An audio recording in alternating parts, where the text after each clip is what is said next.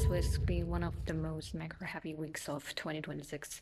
Volatility across all risk assets is going to be absolutely massive. Brace yourself for violent weeks in both directions. Silver has already lead the fields this week with a massive 7% intraday reap. You can read this as the market pricing in the physical shortage narrative driven by a massive AI demand or the supply demand shock from Paris latest energy decree, which could severely slash silver output. But this kind of pure headline-driven rally clearly lacks follow-through. Just like gold, after yesterday's violent squeeze, the Asian session gap up and it immediately faded. However, considering both gold and silver smashed through resistance on massive volume yesterday, we can just write this off as a simple bull trap. The most logical explanation is smart money is front-running the exit to de-risk ahead of the heavy macro catalyst over the next 2 days.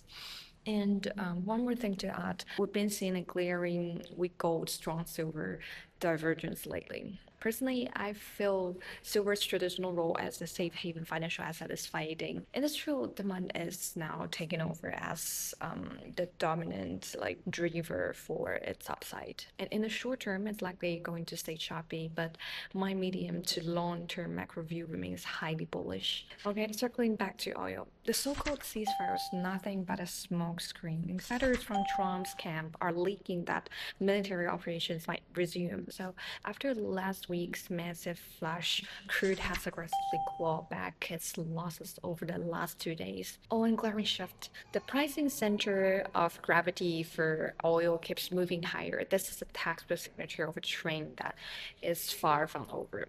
So stop trying to predict oil's upside based on news headlines. Just keep your eyes glued to the strike. Is it actually physically open? If not, every single dip is just a massive bear trap. As for US equities, I'm really not trying to be a perma bear, but this meltup is getting genuinely terrifying. Okay, let's talk about the most critical divergence. The S&P printed a new all-time high yesterday, but the VIX spiked right along with it.